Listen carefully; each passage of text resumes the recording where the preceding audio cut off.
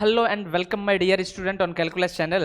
I see you are waiting for me a long time, so your wait is over. I am Bindu Saini mathematics mentor आपके लिए लेकर आया हूँ straight line को। तो previous 4 class हो गई थी अपने स्ट्रेट लाइन से रिलेटेड। तो स्ट्रेट लाइन में अपन ने यानी कि फर्स्ट लेक्चर में कंप्लीट थ्योरी पढ़ा था कि स्ट्रेट लाइन की क्या क्या सीजोर के बारे में आपको चर्चाएं करनी है। सेकंड में अपन ने स्लॉप के बारे में पढ़ा था, केवल ढाल के बारे में पढ़ा था। और 3 और 4 में अपन ने यानी कि जब स्लॉप और पॉइंट आपको गिवन हो तो उससे रिलेटेड कैसे एक स्ट्रेट लाइन का इक्वेशन डिफाइन किया जाता है, इस चीज को पढ़ा था। तो आज के लेक्चर में एक तरीके से कंबाइन है कि आपको एक जनरल इक्वेशन भी देगा, उससे आपसे स्लॉप डिफाइन कर सकता है, इंटरसेप्ट पूछ सकता है, या इंटरसेप्ट स्लॉप देकर आपसे यानी कि एक रेखा का क्या भी पूछ सकता है, समीकरण। तो आज की जो क्लास है बहुत ही इंपॉर्टेंट क्लास है, आपको सारी चीजें यानी कि एक साथ कंबाइन में मिलेंगी, बहुत कुछ सीखने को मिलेगा, प्रीवियस प्लस न्यू चीजें जो भी आपको मिलेंगी। तो बिना देरी किए आप मेरे से फटाफट जुड़ जाइए। और यदि आप हमारे चैनल पर नए हैं तो हमारे चैनल को लाइक करें, सब्सक्राइब करें तथा बेल आइकन को दबाना ना भूलें। तो बिना देरी किए स्टार्ट करते हैं आज की लेक्चर का फर्स्ट क्वेश्चन कि आज आपको क्या मिलने वाला है। तो आपको एग्जाम्पल नंबर 13 मिला है बेटू, और वो क्या मिला है कि एक रेखा का समीकरण 3x minus 4y plus 10 equal to 0 है। इसकी ढाल और x और y अंतःखंड चाहिए। यानी कि यहां आपको ऑलवेज पहले से क्या मिला है, रेखा का समीकरण मिला है। रेखा का समीकरण मैंने कहा जनरल समीकरण क्या होता है, ax plus by plus c equal to 0।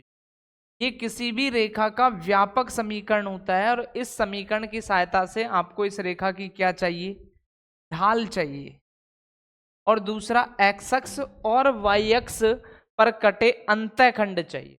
तो ध्यान देना कि जब भी कोई रेखा का जनरल इक्वेशन आपको गिवन हो, उससे स्लॉप डिफाइन करनी हो, तो आप कैसे स्लॉप डिफाइन करोगे, कैसे ढाल डिफाइन करोगे।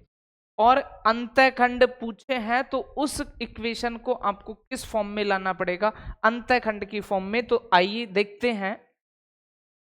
तो आपको जनरल इक्वेशन मिला 3x minus 4y plus 10 equal to 0। तो जब भी आपको कोई रेखा का एक व्यापक समीकरण दे, उस व्यापक समीकरण से स्लॉप पूछे, ढाल पूछे, तो ऑलवेज आप उसको किस फॉर्मेट में लाओगे, y equal to M x plus c की फॉर्मेट में ले आओ। कि जो भी आपको रेखा का समीकरण है उसको किस फॉर्मेट में ले आओ, y equal to M x plus c के रूप में। तो देखिए यानी कि कुल मिलाकर इस जनरल इक्वेशन से अपन को क्या निकालना है, y का मान। तो माइनस 4y इधर को गया तो प्लस का 4y हुआ, और क्या हो गया 3x प्लस 10। मुझे तो केवल यहाँ इस फॉर्म में चाहिए, तो क्या होगा y का मान, तो y इक्वल टू आपके पास क्या हो जाएगा 3/4x प्लस 10/4। तो y इक्वल टू क्या लिखा जा सकता है, 3/4x प्लस 2 से डिवाइड करेंगे तो ये तो हो गया 5 और ये हो गया 2। तो कंपेयर करते हैं किससे, y equal to M x plus c से। तो जो भी x का कॉफिशियंट होता है वो ऑलवेज क्या कहलाएगी, आपकी स्लॉप कहलाएगी। तो y equal to M x plus c, तो x का जो कॉफिशियंट है वो m हुआ, और m का मान कितना आ गया 3/4। यानी कि सवाल से एक काम तो फ्री हो गया कि आपसे क्या पूछी ढाल। तो यानी कि y equal to M x plus c में जो m होता है वो ढाल होती है, तो यहाँ भी x का जो कॉफिशियंट आया वो कितना 3/4। तो ये तो आपकी हो गई ढाल। दूसरा उसने क्या, x और y अक्ष पर कटे अंतःखंड। तो मैंने आपको लिखाया था कि कल को यदि कोई रेखा का व्यापक समीकरण और उसको इंटरसेप्ट फॉर्म में लाना हो अंतःखंड में, तो x/a plus y/b equal to क्या होता है 1 होता है, जहां a और b क्या है, a x अक्ष पर कटा अंतःखंड है और b y अक्ष पर कटा अंतःखंड है। तो आइए 3x minus 4y plus 10 equal to क्या दे रखा है 0। तो इस पैटर्न में लाएंगे तो प्लस के 10 को आप इक्वल में ले जाएं, तो 3x minus 4y equal to minus 10। Equal में चाहिए क्या 1 चाहिए, तो बोथ साइड किसका डिवाइड करो, -10 का, नहीं दोनों पक्षों में -10 का भाग दे दो। तो 3x divide by -10, 4y divide by -10 equal to कितना 1। बट स्टैंडर्ड फॉर्म के लिए ऊपर x और केवल क्या होना चाहिए y, और ये साइन किसका होना चाहिए, पॉजिटिव का। तो लिखोगे तो x अपॉन -10/3 लिख सकते हैं, क्योंकि भाग के चिन्ह को गुणा में चेंज करेंगे तो 3 कहीं चला जाएगा ऊपर, माइनस माइनस होके प्लस हो गया। तो y/10 कितना लिख सकते हो, 4 = 1। अब कंपेयर करोगे तो x/a की तरह कम कर रहा है, y/b की तरह कम कर रहा है, इक्वल टू में क्या है 1। तो a बराबर कितना है बोलो, -10/3, और b इक्वल टू कितना है 10/4। तो जो a होता है वो होता है x अक्ष पर कटा अंतःखंड, और जो b होता है वो होता है y अक्ष पर कटा अंतःखंड। तो आपसे यही पूछा गया था कि x अक्ष और y अक्ष पर अंतःखंड ज्ञात कीजिए। तो x अक्ष का अंतःखंड -10/3 है, और y अक्ष का अंतःखंड जो है 10/4 है। और जब भी कोई रेखा की स्लोप पूछे जनरल इक्वेशन, आपको ऑलवेज किससे ही कंपेयर करना है, y = mx+ से कंपेयर करना है। तो आइए देखते हैं नेक्स्ट। तो अगला आपको जो एग्जाम्पल मिला है वो क्या मिला है कि y = -√3x - 5 = 0 और √3y - x + 6 = 0। रेखाओं के बीच का क्या डिफाइन करना है, कोण। तो देखना बेटे कि मैंने आपको एक थ्योरी में बताया कि कल को ये कोई रेखा AB है और ये कोई रेखा आपकी क्या है, CD है, और ये आपका कोई अक्ष हो गया x अक्ष, ठीक है। और इसने इसके साथ क्या कोण बनाया, थीटा, और दूसरा मैंने क्या बताया था, अल्फा, क्योंकि ये थीटा है तो ये भी थीटा। तो tan थीटा की क्या कंडीशन पड़ी थी अपन ने फॉर्मूलों में, m2 - m1 / 1 + m1.m2, इसके साथ प्लस माइनस के, इसके साथ प्लस माइनस। तो अगर ये थीटा है तो अल्फा के लिए तो सीधा पाई माइनस क्या ही लिख देते हैं, थीटा ही लिख देते हैं, ये भी मैंने आपको बताया था। तो यानी कि अगर कल को मुझे दो रेखाओं के बीच का एंगल चाहिए तो मुझे क्या क्या चाहिए होगा, m2 और m1, यानी कि आपको दो रेखाओं की ढाल पता होनी चाहिए। तो आइए देखते हैं क्या क्या गिवन है। तो y -√3x - 5 = 0, और दिया तो 3y - x + 6 = 0।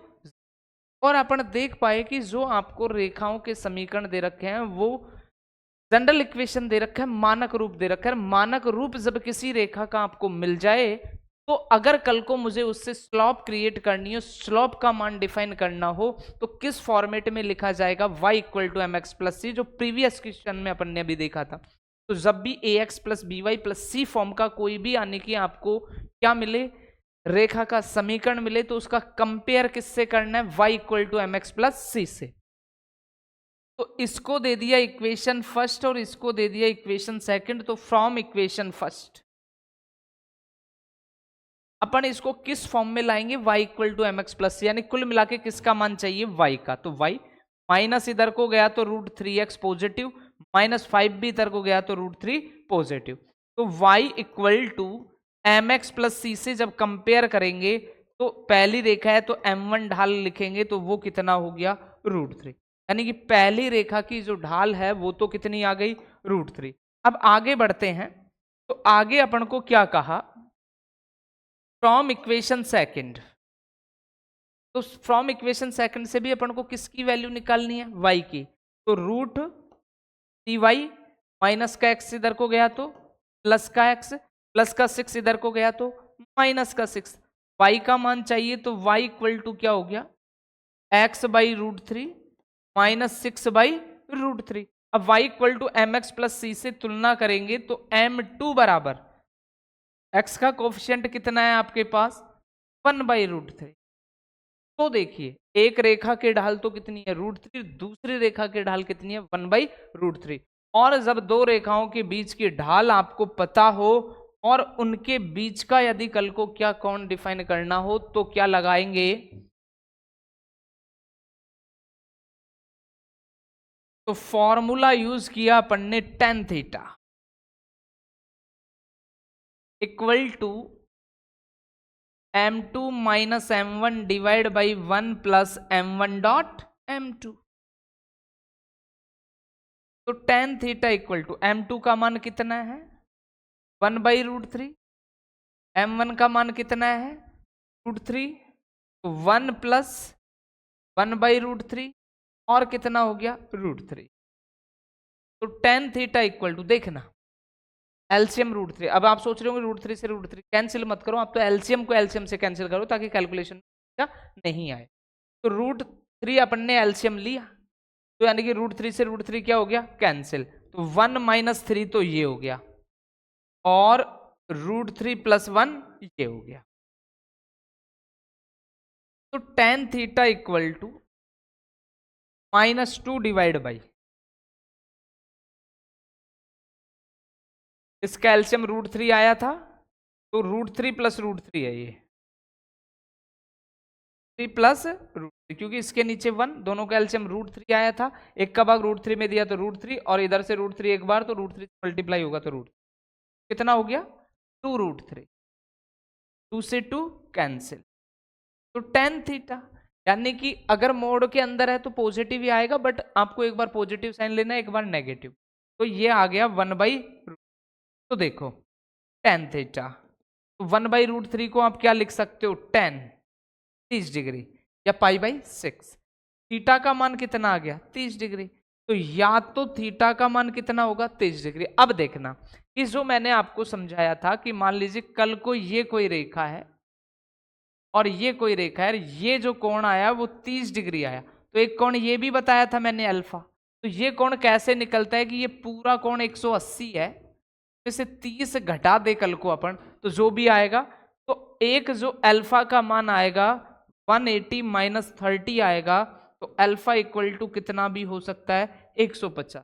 कि अगर ये रेखा ए और बी है, ये रेखा सी और डी है, तो इसके बीच में कितने कोण बनेंगे, या तो ये थीटा बनेगा या फिर अल्फा, तो कितने कोण आने हैं 2, तो यानी कि या तो थीटा इक्वल टू 30 या अल्फा इक्वल टू 150 डिग्री, दोनों रेखाओं के जो का कोण होगा क्या 150। आगे देखते हैं, दर्शाइए कि दो रेखाएं a1x + b1y + c1 = 0, a2x b2y + c2 = जहां b1 dot b2 not equal to always क्या रहेगा 0, समांतर है यदि। देखना बेटे आपसे क्या कहा गया है, पहले इस बात को समझो कि ये कोई एक रेखा का समीकरण है, ये कोई दूसरी रेखा का जनरल समीकरण है। तब आपसे कहा अगर कल को ये रेखाएं क्या हो समांतर हो तो ये बात सिद्ध करनी है, और अगर ये दोनों रेखाएं परस्पर क्या हो लंब, तो आपको ये बात सिद्ध करनी कि अगर ये दोनों रेखाएं समांतर है तो ये बात आनी चाहिए, और अगर लंब है तो ये बात आपको प्रूव करनी है। तो आइए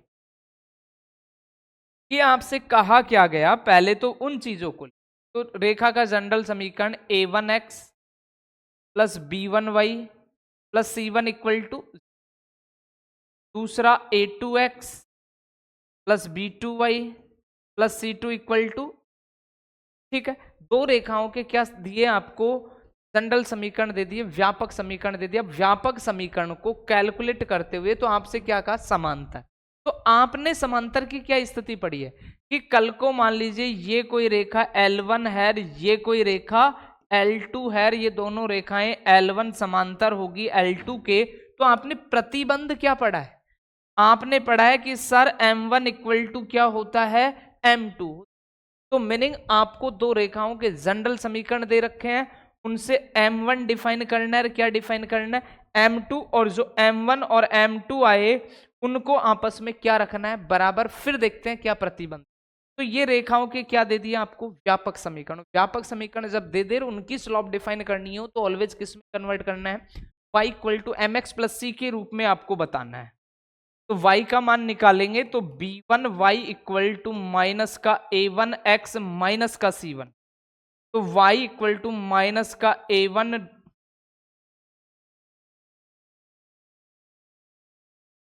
b1y = माइनस का a1x माइनस c1, तो y = आएगा माइनस का a1 b1x माइनस का c1 और क्या b1।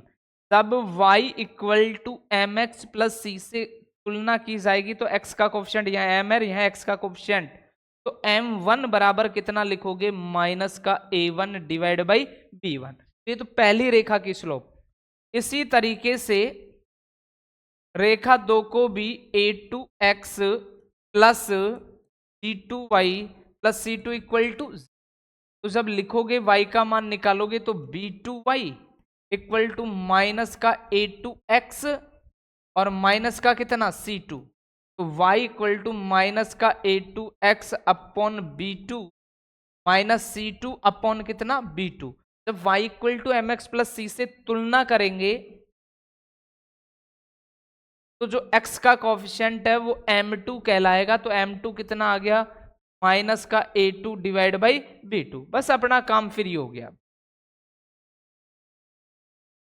तो देखना अब कि पहली कंडीशन समांतर है, क्या है, समांतर। और समांतर कब होता है, जब m1 की ढाल किसके बराबर हो जाए, m2 की ढाल के बराबर। तो m1 का मान कितना आया है, माइनस का a1 बाई b1, और m2 का मान क्या है, माइनस का a2 बाई b2। माइनस से माइनस कैंसिल, तो a1 by b1 equal to a2 by b2। पहली बात प्रूव कि अगर ये समांतर है तो ये कंडीशन। इसके बाद देखते हैं अगर ये परस्पर लंब है तो लंब की क्या स्थिति पढ़ी है आपने, अपन ने पढ़ा है a1 डॉट a2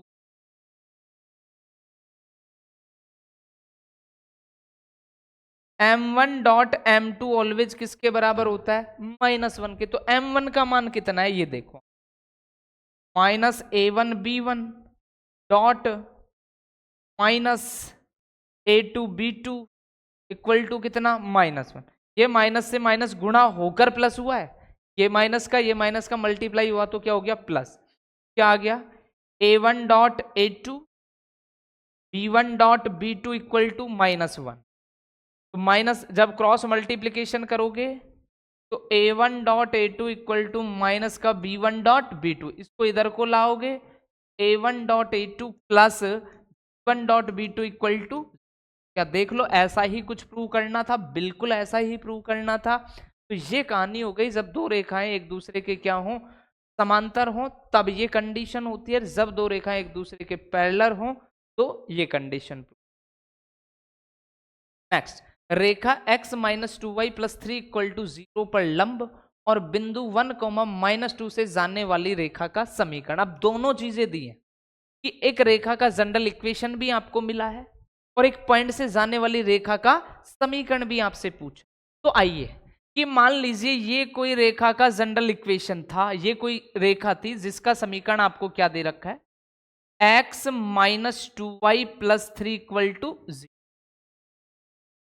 ये कोई रेखा थी। अब कोई रेखा 1, 2 से जाती है, ये 1, -2 से जाती है और इस रेखा पर वो क्या है, लंब है। इस रेखा पर क्या है, लंब। तो इस रेखा का आपसे क्या पूछा गया, समीकरण। इस रेखा का क्या पूछा गया, समीकरण। तो मैंने कहा कि जब भी आपको कोई इक्वेशन डिफाइन करना है तो दो चीजों को चमका लो। कितनी चीजों को चमका लो, दो। एक तो पॉइंट को चमका लो, एक तो किसको चमका लो, पॉइंट को, और एक किसको चमका लो, स्लॉप को। अगर ये दो चीजें चमक गई तो आप कोई सी भी रेखा का इजीली क्या निकाल सकते हो। तो आपको दिया गया कि ये पॉइंट से जाती है, यानी कि 1, -2 आपको पॉइंट मिले। अब किसका काम करना है, केवल स्लॉप का, यानी कि इसकी ढाल चाहिए अपन को। इस रेखा की क्या चाहिए, ढाल m।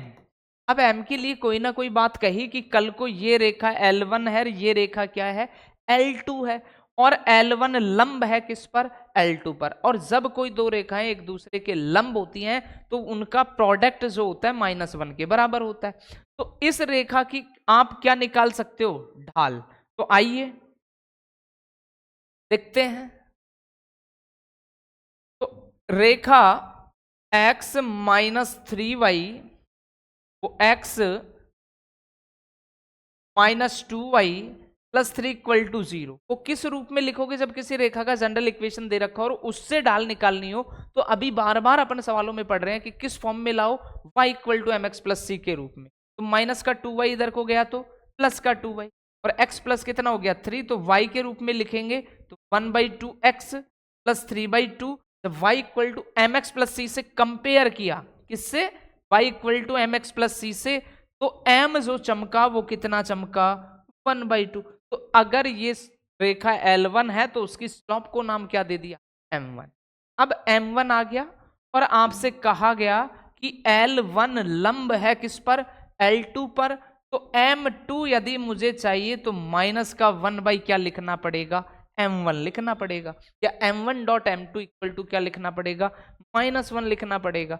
तो देखो मैंने इसे डायरेक्ट बता रखा है कि अगर एक रेखा दूसरी रेखा पर लंब हो और दूसरी रेखा की ढाल ज्ञात करनी हो तो आप सीधा उसको माइनस चिन्ह से गुणा करो। कर दिया भाई माइनस। अब 1/2 है तो अंश को हर में, हर को अंश में, तो माइनस का कितना आ गया? 2। अब आपको इस रेखा की क्या भी पता चल गई? स्लॉप, और वो कितना? -2। क्या भी पता चल गया? पॉइंट कितना? 1 -2। तो इजीली रेखा का क्या ज्ञात किया जा सकता है? समीकरण। अब वही बचपन की याद है कि समीकरण जब पॉइंट दे रखा हो, स्लॉप दे रखी हो, तो समीकरण y minus y1 equal to m x minus क्या होता है? x1 होता है। तो रखते चलो मान, तो y minus y1 minus minus plus, m का मान कितना? -2, x माइनस x1 की वैल्यू कितनी?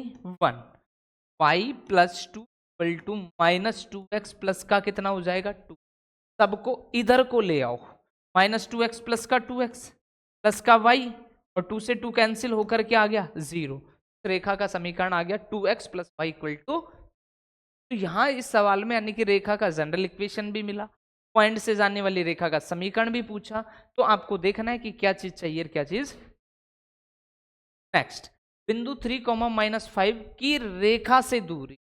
तो देखना, मैंने आपको थ्योरी में बताया था कि मान लीजिए ये कोई रेखा है ax plus B Y plus C equal to 0, और ये कोई पॉइंट x1 कॉमा क्या है? y1। तो इससे इस बिंदु की दूरी अगर d हो तो उस d को कैसे डिफाइन किया जाता है?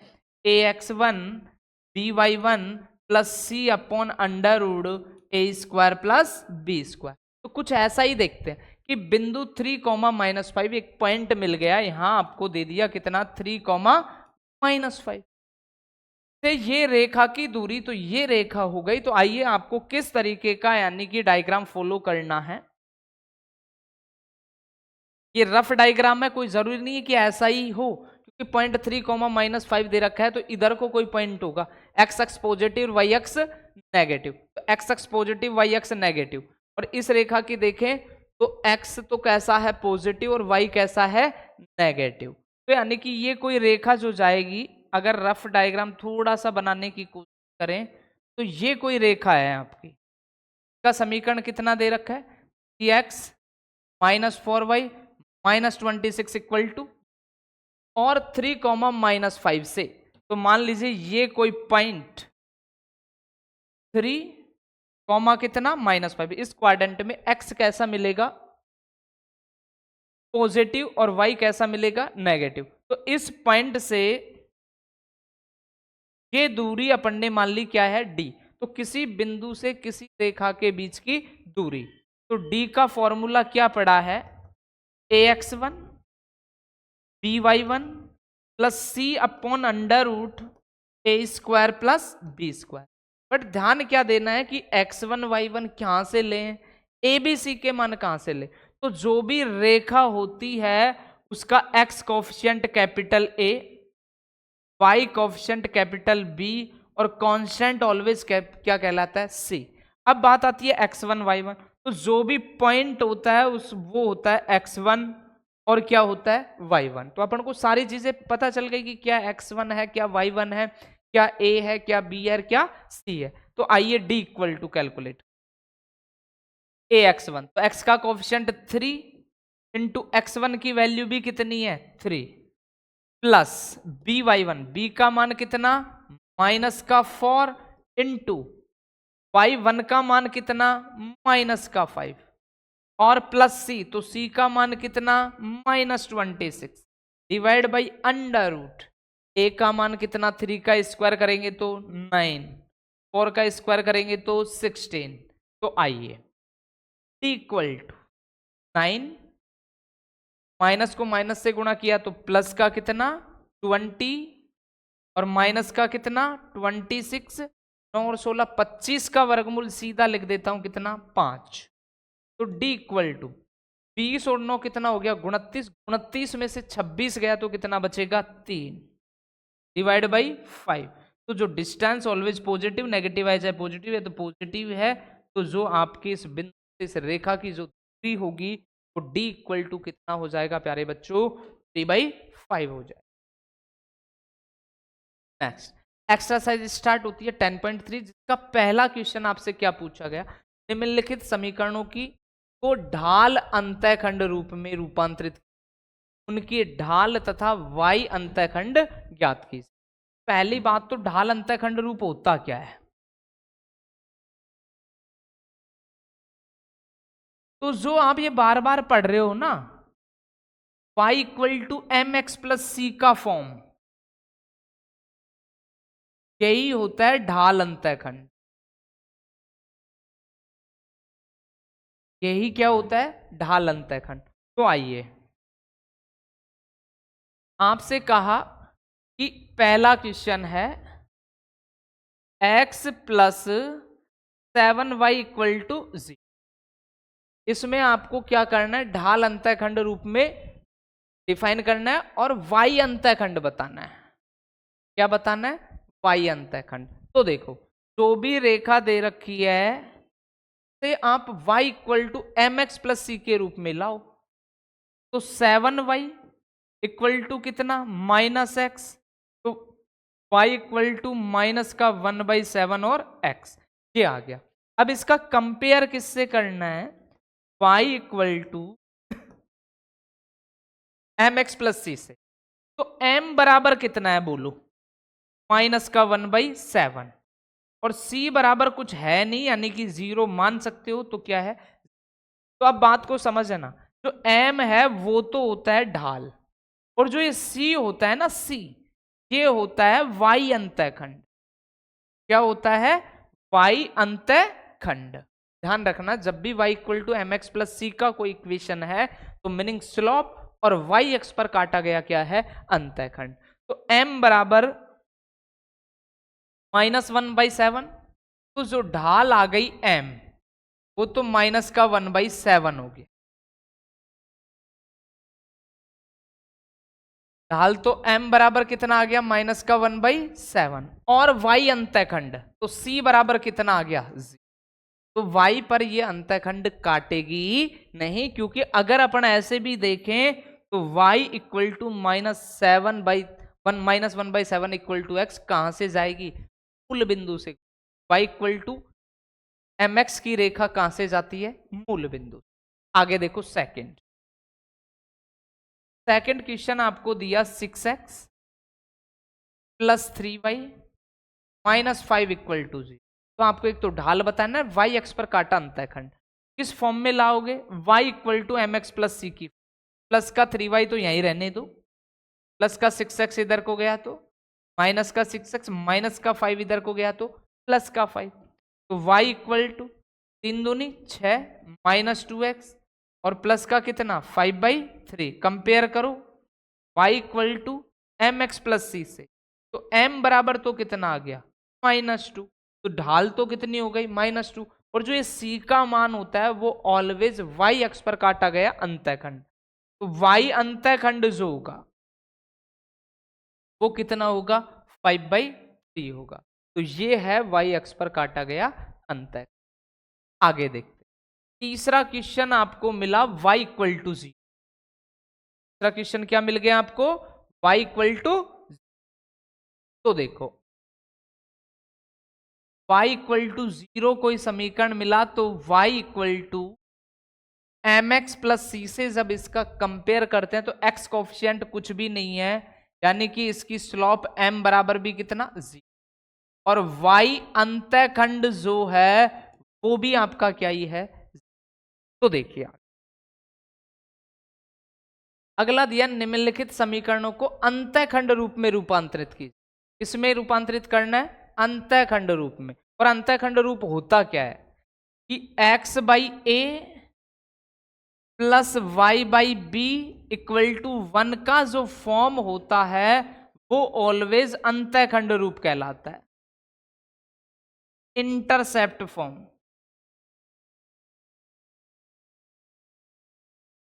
क्या कहलाता है? Intercept form. तो जो भी आपको जनरल इक्वेशन रेखा का मिला है तो किस फॉर्म में लाना है? इस फॉर्म में लाना है। और अक्षों के द्वारा काटे गए अंतःखंड भी ज्ञात करने हैं। तो ये जो A होता है वो x अक्ष पर काटा अंतःखंड और ये B होता है वो y अक्ष पर काटा अंतःखंड कहलाता है। तो आपको रेखा क्या दी ये देखते हैं। तो 3x plus 2y minus 12 equal to, तो किस रूप के लाना है? x upon A Y upon B equal to 1, यानी कि तो कांस्टेंट वैल्यू को इधर को लिखेंगे तो 3x plus 2y equal to में कितना हो गया? 12। अब इक्वल टू में अंतःखंड फॉर्म में 1 चाहिए तो दोनों पक्षों को किससे डिवाइड कर दे? 12 से। तो 3x divide by 12 plus y divide by 12 equal to कितना हो गया? 1। 3 से काटेंगे तो ये हो गया 4, ये हो गया कितना? y बाई 6 और इक्वल टू 1। तो आ गया x upon A plus Y upon B equal to 1 की फॉर्म का। तो अब x अक्ष और y अक्ष कटे अंतःखंड, तो a बराबर 4 जो क्या है? x अक्ष पर कटा अंतःखंड, और b इक्वल टू 6 जो क्या है? y अक्ष पर कटा अंतःखंड। आगे देखते हैं सेकंड की कहानी।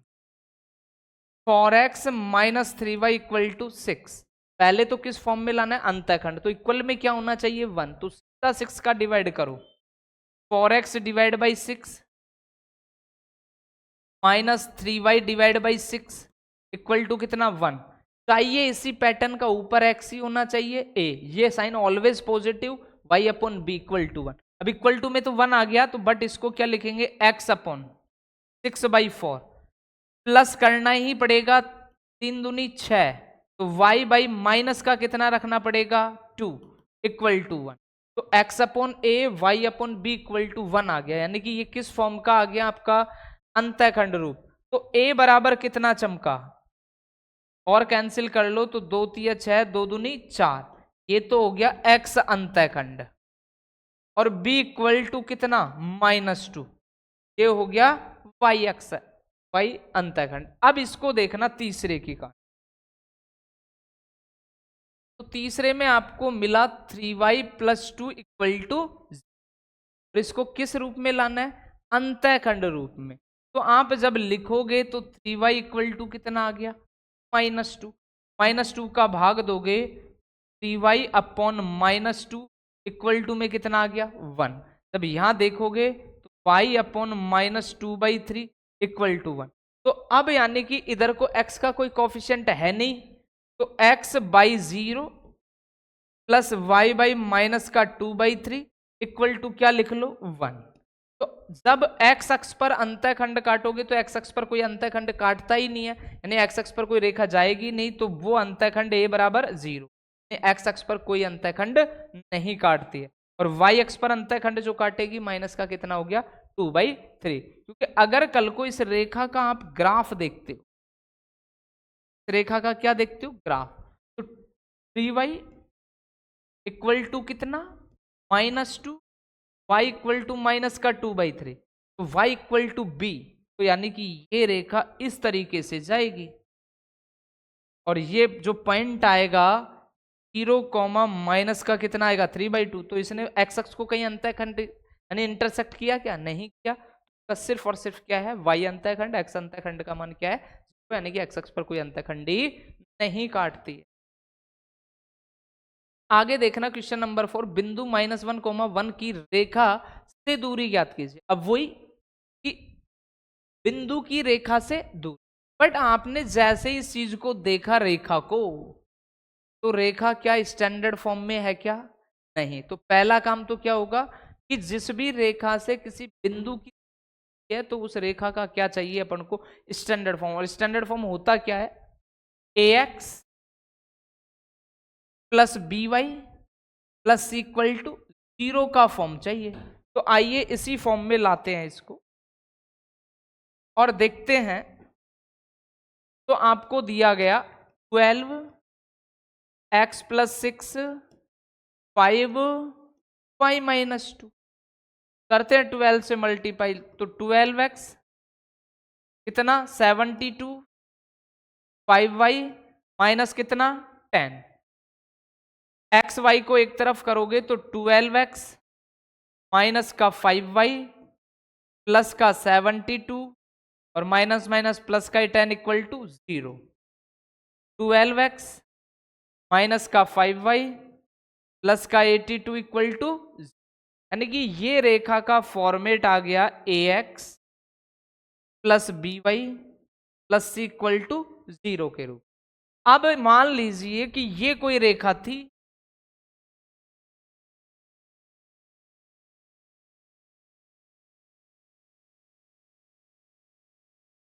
कि ये आपकी कोई रेखा है, कौन सी? 12x minus 5y plus 82 equal to 0, और इस पर ये कोई पॉइंट है, ये इधर को मान लेते हैं, रफ डायग्राम बना रहे हैं क्या, -1,1। तो इस बिंदु से इस रेखा की दूरी अपन ने क्या मान ली? d। तो वो दूरी होगी क्या? तो d इक्वल टू अपन ने क्या पढ़ा है? ax1 by1 plus C upon under root A square plus क्या होता है? B square. अब आपको पता है कि x1 y1 कहां से लिए जाएंगे? ऑलवेज पॉइंट से। ए बी सी कहां से लिए जाएंगे? जो x कोफिशिएंट, y कोफिशिएंट और कांस्टेंट। तो आइए d इक्वल टू ax1 तो 12 तो x1 का मान कितना? -1। by1 -5, y1 का मान कितना? 1 और प्लस का कितना? 82 डिवाइड बाई अंडर रूट 12 का स्क्वायर करोगे तो 144, 5 का करोगे तो कितना? 25। तो देखते हैं d equal to -12 -5 plus 1 minus का 5 और प्लस का कितना? 82 डिवाइड बाई 144, 25 कितना? 169, और 169 का वर्गमूल कितना चमकता है? 13। तो d इक्वल टू -17 प्लस का कितना? 82 और ये कितना हो गया? 13। तो d इक्वल टू 20 लेस कर देते हैं तो 62 बचता है, और 3 और जोड़े तो 65। तो देखिए 13 पंजो 65, तो d जो चमका आपका वो कितना चमका? 5। तो इस बिंदु से इस रेखा की जो दूरी होगी वो कितना होगा? 5 होगा। ठीक है, तो जब भी किसी बिंदु से किसी रेखा की दूरी के फॉर्मूला आपको अप्लाई करना है। आगे देखते हैं, एक्स अक्ष पर बिंदुओं को ज्ञात कीजिए जिसकी रेखा x/3 plus y/4 equal to 1 से दूरियां 4 इकाई है। अब थोड़ा सा बात को चेंज किया है उसने, और वो चेंज क्या किया है कि मान लीजिए ये आपके कोऑर्डिनेट हैं,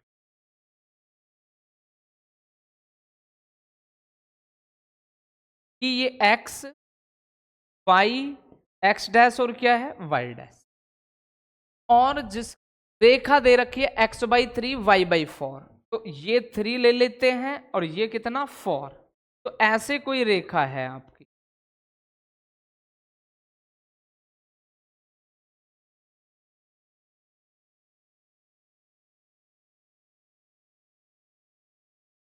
ये पॉइंट तो है 3,0 और ये पॉइंट है 0,4।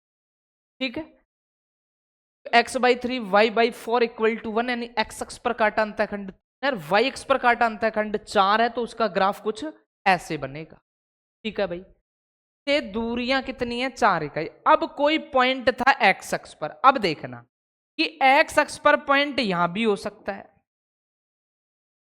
बात को समझने की कोशिश करना। एक्स अक्ष पर पॉइंट यहां भी हो सकता है और एक्स अक्ष पर पॉइंट इधर भी हो सकता है। अपन को कोई कंफर्मेशन नहीं है। एक्स अगर पॉजिटिव है तो यहां है, यानी कि यहां से लेके यहां तक कहीं भी स्थित हो सकता है, और अगर एक्स नेगेटिव है तो अपन ने यानी कि मान लें कि कल को पॉइंट यहां स्थित है, तो यहां से जो ये डिस्टेंस है वो कितना दे रखा है, एक्स अक्ष पर ये कोई बिंदु है तो एक्स कॉमा वाई अक्ष का मान क्या है, 0। अब यानी कि ये पॉइंट यहां से भी हो सकता है, यानी कि आप कंफ्यूज न हो, कल को ये पॉइंट ये भी हो सकता है, और ये यानी कि एक्स अक्ष पर कोई पॉइंट एक्स कोमा क्या है, 0। यानी एक्स के कितने मान आएंगे, 2।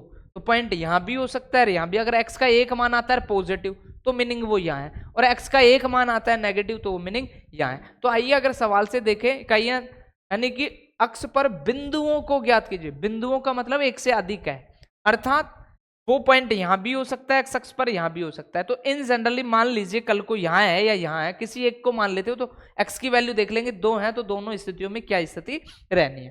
तो अपन ने माना कि यहां है, तो एक्स अक्ष पर यदि कोई बिंदु है तो मतलब वाई का कोऑर्डिनेट कितना है, 0। अब देखना आपको क्या है कि ये पॉइंट गिवन हो गया, वेरी गुड, कि एक्स कोमा 0, और इनके बीच की दूरी कितनी हो गई, 4 इकाई हो गई। ठीक है मेरे भाई, और इस रेखा का समीकरण क्या दे रखा है, x/4, y/4, वो y x/3, x/3, y/4 equal to 1। चाहो तो ऐसे रख दो, चाहे जनरल इक्वेशन में ले आओ, ax plus B Y plus c. तो एलसीएम कितना आ गया मेरे भाई, 12, 3 चौक 12 तो 4x, 4 तिया 12 तो 3y इक्वल टू 1, तो 4x प्लस 3y, और इक्वल टू में 10 हो वो 12 होगा, तो माइनस इधर को लाकर -12 इक्वल टू क्या कर दिया, यानी कि ये जनरल इक्वेशन। अब आपने फॉर्मूला डी को पढ़ा है, किसको पढ़ा है, डी को, और डी में पढ़ा क्या है कि डी इक्वल टू होता है ax1 plus by1 plus C upon under root A square plus B square. आइए एक एक चीज, दो चीज दे रखे उसको कैलकुलेट। डी क्या दोनों के बीच की दूरी डिफाइन है क्या, बिल्कुल है, कितना, 4। ए का मान बताओ 4, x1 का मान, पॉइंट में x1 x है, प्लस बी का मान बताओ 3, y1 का मान बता दो पॉइंट से, देखो 0, सी का मान चमका दो कितना, -12, divide by under root A square 16, और कितना 9। तो देखिए मेरे भाई 4 क्या हो गया, 4x 0 -12 डिवाइड बाई 16 और 9 कितना, 25, 25 का वर्गमूल कितना, 5। तो 4 इक्वल टू कितना, 4x -12 अपॉन कितना, 5। अब यहां से ये डिस्टेंस को आपको कैसा लेना है, पॉजिटिव ने, कि एक बार प्लस का 4 और एक बार माइनस का 4। तो अपन ने ले लिया पॉजिटिव साइन। तो देखते हैं 4 equal to 4x -12 divide by 5। तो आप यहां से 4 कॉमन ले लें, तो x -3 डिवाइड बाई 5, तो 4 से 4 कैंसिल, तो x -3 divide by 5 equal to कितना, 1। तो x -3 क्रॉस मल्टीप्लीकेशन किया तो कितना आ गया, 5। तो x इक्वल टू कितना, 8। ये तो तब है जब आपने कैसा साइन लिया है, पॉजिटिव। एक बार कैसा साइन ले ले, नेगेटिव साइन ले ले, कैसा साइन ले ले, नेगेटिव। तो देखना नेगेटिव साइन, तो जब नेगेटिव साइन लेंगे आप, -4 इक्वल टू, इससे 4 कॉमन लेकर मैं पहले से चल रहा हूं, तो x -3 और डिवाइड बाई कितना, 5, 4 से 4 कैंसिल, तो क्रॉस मल्टीप्लीकेशन करेंगे तो -5 इक्वल टू x माइनस कितना, 3, तो माइनस का 3 इधर को आएगा तो कितना होगा, प्लस का 3, तो x क्या चमकेगा, माइनस। तो x आपका कहां कहां स्थित होता है, हो सकता है एक तो x इक्वल टू 8 पर, x इक्वल टू कितने पर, -2 पर। तो जो वो पॉइंट होंगे वो 8,0 होगा, और क्या होगा, -2, तो एक्स अक्ष पर जो बिंदु होंगे वो ये दो बिंदु 8,0 हो सकता है आपका, और -2, आगे देख समांतर रेखाओं के बीच की दूरी। तो देखिए बेटो कि कल को मान लीजिए ये कोऑर्डिनेट है, ये आपकी L1 रेखा, ये आपकी L2 रेखा, और इनके बीच की दूरी क्या डिफाइन करनी है, डी।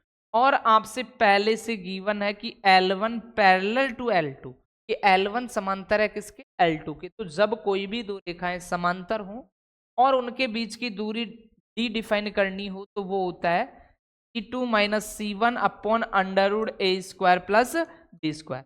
मोड में C2 - C1 लिख दो, चाहे C1 - C2, कोई फर्क नहीं पड़ेगा। तो ये डी का फॉर्मूला। अब आइए, तो आपको पहला क्वेश्चन दिया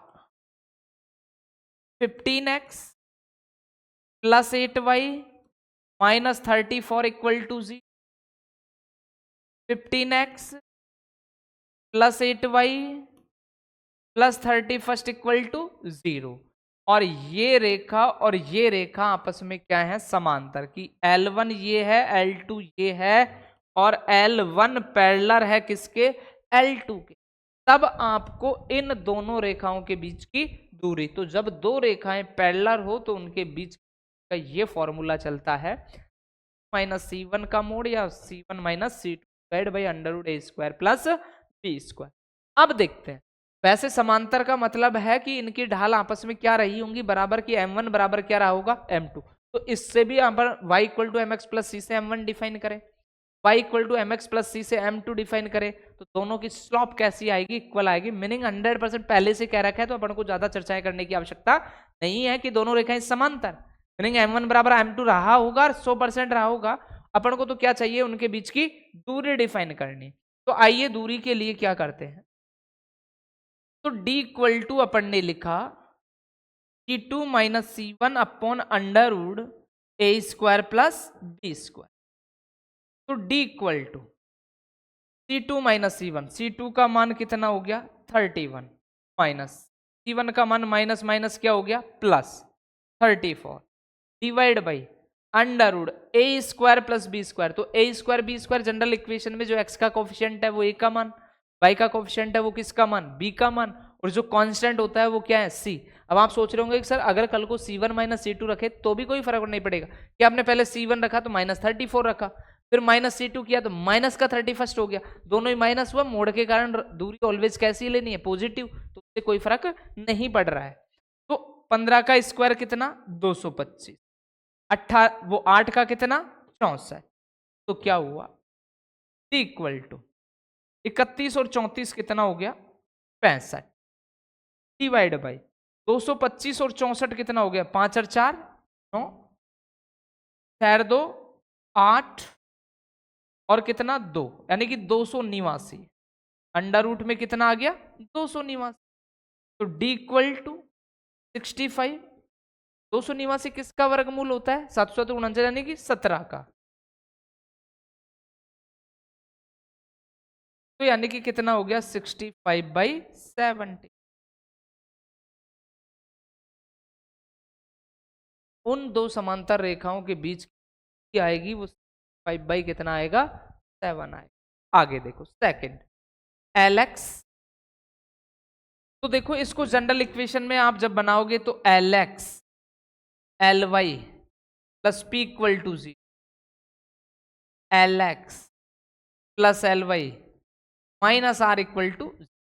और जब डिस्टेंस निकालोगे d C1 - C2, तो यानी कि p माइनस माइनस क्या r, और √L² प्लस कितना L², x का कोफिशिएंट भी L और y का कोफिशिएंट भी L। तो d = p plus r 2L² का अंडर रूट, तो d = p plus r √2L क्या होगा इन दो समांतर रेखाओं की। आगे देख, रेखा के समांतर और बिंदु से जाने वाली रेखा का समीकरण। आइए आपसे उस रेखा का समीकरण पूछा है, तो इस रेखा के तो वो रेखा क्या है, समांतर, और इस पॉइंट से वो क्या करती है, जाती है। तो अगर अपन इसका थोड़ा सा रफ डायग्राम बनाए तो 3x minus 4y plus 2 equal to, अगर इस रेखा का रफ डायग्राम अपन चेक करना चाहें कि लगभग ये रेखा किस तरीके से जाएगी, तो देखते हैं कि -2 इधर को हो गया, तो ये तो माइनस का होगा और ये प्लस का, यानी x तो कैसा होगा, नेगेटिव, और y कैसा होगा, पॉजिटिव। यानी कि जो ये रेखा कुछ जाएगी वो कुछ इस तरीके से जाएगी।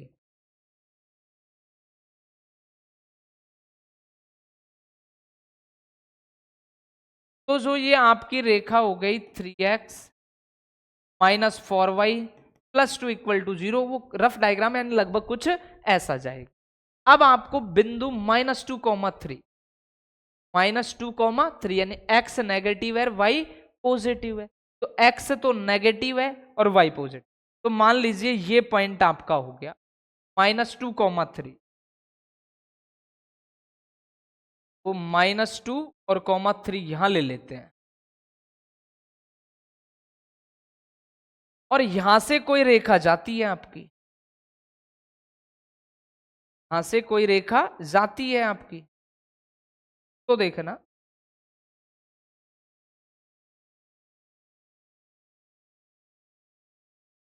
ऐसे कोई रेखा जा रही है, और ये रेखा एक दूसरे के क्या है, समांतर। ये सवाल में कह रहा है कि क्या, कि रेखा के समांतर और इस बिंदु से जाने वाली। तो अगर मुझे कल को इस रेखा का क्या चाहिए, समीकरण चाहिए, इस रेखा का क्या चाहिए, समीकरण, तो समीकरण के लिए मैंने आपको क्या कह रखा है कि दो बात चमका कर रखो। पहला तो क्या, पॉइंट, और दूसरा स्लॉप। अगर ये दो चीजें अपन को है तो आसानी से अपन ये यानी कि L1 रेखा मान ली, ये अपन ने L2 रेखा मान ली, तो ये L2 रेखा का आसानी से क्या ज्ञात किया जा सकता है, समीकरण। तो आइए देखते हैं क्या तो गिवन है, क्या डिफाइन कर। तो ये रही रेखा कोई ना कोई पॉइंट से जा रही है, और ये पॉइंट कितना है आपका -2, 3, यानी कि चमक गया पॉइंट -2, 3। बट अपन को क्या भी चाहिए, स्लॉप, यानी इस रेखा की ढाल भी चाहिए। तो ढाल के लिए कहीं ना कहीं सवाल में कोई ना कोई चीज जरूर की होगी। तो L1 समांतर है L2 के, L1 समांतर किसके है, L2 के। और जब दो रेखाएं समांतर होती हैं तो M1 बराबर क्या होता है, M2। तो अगर कल को मुझे इस L1 रेखा की स्लोप मिल जाए तो वो किसके बराबर रहेगी, L2 रेखा की स्लोप। तो आइए L1 में है क्या क्या चीज, तो L1 की रेखा का क्या दे रखा है आपको, जनरल इक्वेशन। और अपन प्रीवियस पढ़ते आ रहे हैं कि जनरल इक्वेशन है तो y equal to mx plus c की फॉर्म में लाओ, और जो x का कोफिशिएंट है वो उसकी क्या कहलाएगी, स्लोप कहलाएगी। बस अपना काम हो गया पूरा। तो देखते हैं, तो अपन ने यानी कि रेखा L का जो समीकरण है 3x minus 4y plus 2 equal to 0, तो y equal to mx plus c की फॉर्म में लाएंगे तो माइनस का 4y इधर को जाएगा तो प्लस का 4y इक्वल टू में 3x प्लस कितना होगा 2, तो y का जब मान देखोगे तो 3/4 होगा x के साथ, तो 2/4 होगा। अब ये कैंसिल करो चाहे मत करो, ये तो कोई काम आ ही नहीं रहा, यहां से देखना है। y equal to mx plus c से जब तुलना करेंगे तो m जो 1 है वो क्या चमकेगा, 3/4। Very good. जब m1 का मान इसकी स्लोप 3/4 हो गई तो ये रेखा इसके समांतर है, और समांतर है तो m2 इक्वल टू भी क्या ही चमकेगा, 3/4 ही चमकेगा। कितना चमकेगा, 3/4। अब देखो इस रेखा का पॉइंट मिल गया और स्लोप कितनी मिल गई, 3/4 मिल गई। तो इक्वेशन जो होगा y minus y1 equal to m2 x minus क्या होगा x1। y माइनस y1 चमकाना देखें 3, m2 क्या चमक रहा है देखे ना 3/4, और x माइनस x1 को चमकाना कितना -2, और माइनस माइनस क्या हो गया प्लस का 2, क्रॉस मल्टीप्लीकेशन। तो 4y माइनस का 4 12, 3x प्लस 3 दूनी 6, सबको उठा के इधर को ले जाओ तो 3x माइनस का 4y, अब माइनस का 12 और प्लस का 6, कुल मिलाकर 18 इक्वल टू क्या हो गया। तो इस रेखा के समांतर और इस बिंदु जाने वाली रेखा का समीकरण अपन ने आसानी से कैलकुलेट। तो देखना बेटे, आज की क्लास का लास्ट क्वेश्चन है, रेखा x minus 7y plus 5 equal to 0 पर लंब और x अंतःखंड 3 वाली रेखा का समीकरण। देखना, बात को समझना कि क्या क्या चीजें आपको दे रखी हैं कि x minus 7y plus 5 equal to 0 पर तो कोई रेखा लंब है और x अंतःखंड 3, x अंतःखंड क्या है 3 वाली रेखा का अपन को क्या चाहिए, समीकरण, कि उसने x जो अंतःखंड काटती है वो कितने का काटती है, 3 का। तो अगर अपन इसका रफ डायग्राम बनाना चाहें तो देखना कि ये कोई रेखा है x माइनस 3y वो 7y, x minus 7y plus 5 equal to, और इस रेखा को दे दिया L1। तो इस रेखा पर तो वो रेखा क्या है, लंब। तो मान लीजिए ये आपका कोई x अक्ष है और x अक्ष पर कितने का अंतःखंड काट दिया, 3 का। थोड़ा सा वैसे ही क्रिएट कर ले सही सही डायग्राम।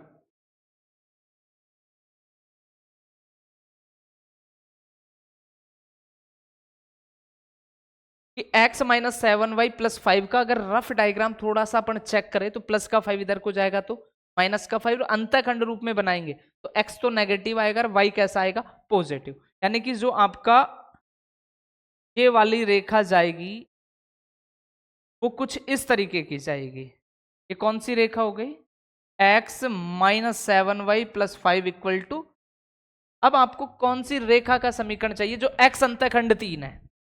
तो मान लीजिए ये x पर उस रेखा ने अंतःखंड काटा 3 का, तो x पर कोऑर्डिनेट y का क्या हो गया, 0। तो यानी कि कुल मिला के वो कोई रेखा इस तरीके से गई,